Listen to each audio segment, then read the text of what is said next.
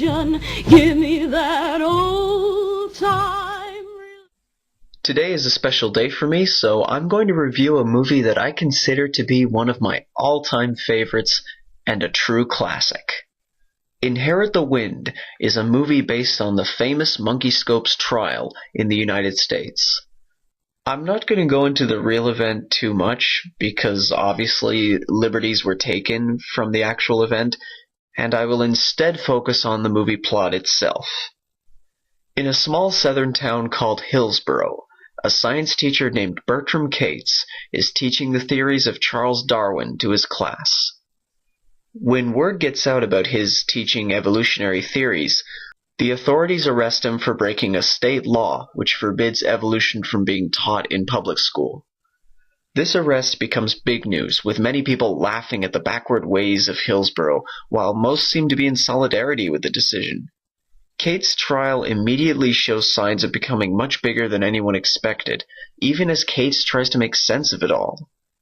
Prosecuting Cates is the three-time presidential nominee Matthew Harrison Brady. He intends to make a stand for the preservation of religion, and he is thus given a hero's welcome when he arrives. Just when it looks like Cates might as well throw in the towel, two allies emerge to defend him. One is the quick-witted and cynical news reporter E.K. Hornbeck, and the other is renowned lawyer Henry Drummond. Brady and Drummond square off in the courtroom, even as Drummond faces a town that is mostly hostile to the issue of evolution. One of the biggest troublemakers is the Reverend Jeremiah Brown, whose daughter is ironically engaged to Cates, and she has to make a decision in the film as to where her loyalties will ultimately lie. Like I said before, Inherit the Wind is based on the Monkey Scopes trial, as well as a pre-existing play, but it's worth noting when exactly the movie was made. Released in 1960, the film also serves as a criticism of how the McCarthyist attitude sweeping the nation had gutted intellectual debate. The film serves to criticize how the idea of tolerating different viewpoints was crushed in the name of rooting out so-called communist threats amongst the population. We see this most often with the zealous Reverend, and he becomes almost a caricature in his narrow view of proper conduct. The townspeople, meanwhile, burn effigies of Cates and Drummond in the street, and they cheer when Brady gets the upper hand in the courtroom. It seems as though everyone has already made up their minds, and Drummond struggles to make a proper defense for his client. What helps make Brady and Drummond's rivalry more interesting is how they actually don't have a real problem with each other personally. The movie emphasizes how they were good friends for a long time, and it's only these differing opinions that push them to opposite sides. Brady is a religious man who swears by his Bible, while Drummond sees the theory of evolution as a sign of progress for society, which of course comes with a price. As the trial goes on, Brady is pushed further and further towards his faith, while Drummond lashes out against bigoted minds who wish to stay in the 16th century. Cates becomes a minor figure in the trial, even as his fiancée Rachel is called in as a witness to testify against him.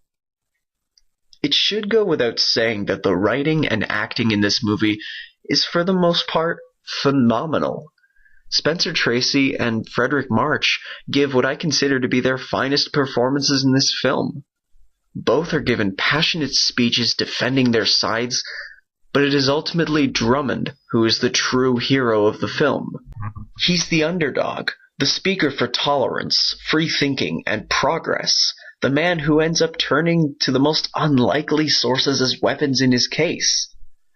Other notable performances in the film are Harry Morgan as the judge, Florence Eldridge as Sarah Brady, Donna Anderson as Rachel, and Dick York as Bertram Cates. But what I love the most about this movie is the character of E.K. Hornbeck. Played by Gene Kelly, Hornbeck is based on famous journalist H.L. Mencken, and he is the most fascinating character of the film. He often stands to the side of the action while making snide comments at other people's expense.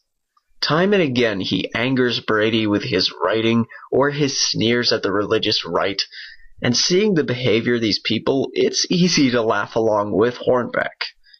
But what's interesting is that Drummond is almost as irritated by Hornbeck as Brady is. Drummond dislikes Hornbeck because he ultimately believes in nothing, and simply points a finger and laughs at other people's emotions. He treats everything that people value as a cynical joke. Of course, the two men are allies by default in this court case, but as the film goes on, the relationship between Hornbeck and Drummond leads to a final conversation between them that I consider to be one of the finest moments in film history. If you do watch this movie, take a good look at this scene, listen to what Drummond is saying, and watch the emotions flickering on Hornbeck's face, almost too subtle to notice. Gene Kelly ultimately turns a character meant to be comic relief into a figure much more complex than that, and it helps make the ending of the film resonate even more. Inherit the Wind is one of those films that seems to age quite a lot and yet not age at all. Intolerance and issues of progress are just as important now as they were when the movie was first made.